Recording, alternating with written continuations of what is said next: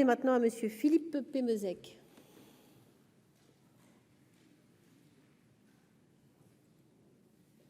Madame la Présidente, Monsieur le Ministre, mes chers collègues, devenir propriétaire de son logement est, je crois, un excellent moyen de se prémunir contre les aléas de la vie. Ça permet aussi de se constituer un patrimoine et puis, si on le souhaite, de laisser un héritage à ses enfants. Et c'est une faculté qui a été donnée aux organismes sociaux de pouvoir vendre une partie de leur patrimoine. Je crois que c'est un excellent dispositif parce qu'en plus, il facilite le parcours résidentiel. Et donc, je suis convaincu, parce que je l'ai pratiqué dans ma ville, on a pu vendre plus de 10% de ce patrimoine social. On en avait beaucoup, puisque j'avais 73% de logements sociaux, je dois être à 38 aujourd'hui. Et donc, c'est un excellent dispositif, parce qu'en plus, ça crée de la mixité dans le patrimoine social. Et donc, c'est un excellent dispositif. Malheureusement, Monsieur le ministre, la loi Elan est une véritable usine à gaz. Tout d'abord, il aurait fallu attendre près d'1 an les décrets d'application, ce qui est plus d'1 an. Donc, en réalité, les bailleurs sociaux n'ont pas pu vendre et ont perdu beaucoup d'argent. L'Office des Hauts-de-Seine, c'est 27 millions d'argent qui ne sont pas rentrés. Et ça a aussi provoqué l'incompréhension des accédants à la propriété. Et plutôt que de simplifier le système, on l'a complexifié. Et je pense en particulier à la publicité et à la procédure de vente des logements sociaux.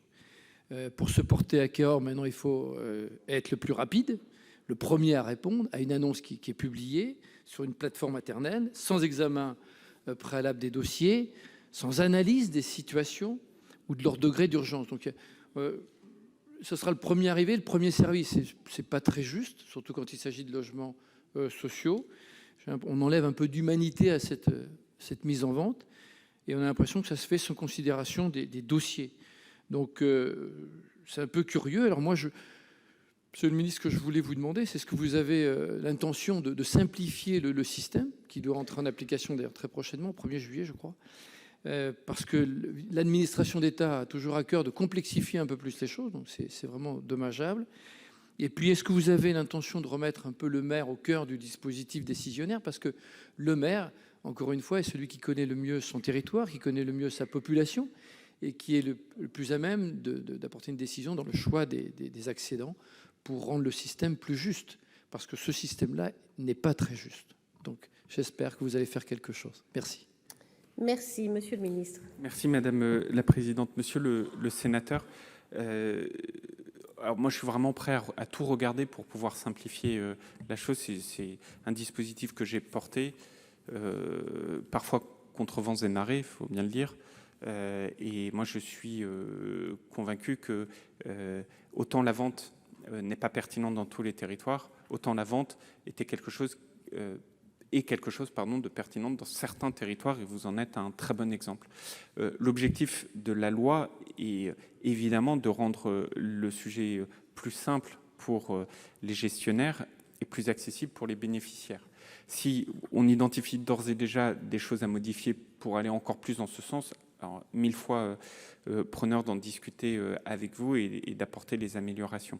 Sur les décrets d'application, je crois que le décret qui a mis du temps, mais qui était un décret extrêmement compliqué, c'est le fait de pouvoir vendre tout en laissant la gestion de la copropriété par le bailleur social, qui était un décret compliqué qui en fait donnait une possibilité nouvelle dans le cadre de la vente, mais qui était un décret compliqué parce que, en gros, on est propriétaire de son chez-soi, mais pendant un certain nombre d'années, on laisse la gestion de la copro au bailleur social pour notamment accompagner dans l'appropriation de l'acte de propriété et surtout éviter que quelconque copro dégradé ne puisse commencer à apparaître. Je crois que c'est vraiment celui-là qui a mis plus de temps parce que le reste, dans sa mise en œuvre, y compris dans l'outil financier qu'on a créé, qui est cet Office national des ventes porté par Action Logement dans le cadre d'un accord cadre qu'on a signé avec Action Logement il y a quelques années, enfin il y a 1 an exactement, permettait justement à tous les bailleurs sociaux qui le souhaitaient que Action Logement puisse être le porteur du projet et le financeur du projet. Tout ça, ça a été mis en place vraiment rapidement. Je pense que le décret auquel vous faites référence est plutôt celui-là, mais sur la simplification, je suis tout à fait preneur qu'on puisse en discuter et échanger dessus pour qu'on puisse apporter des modifications si nécessaire.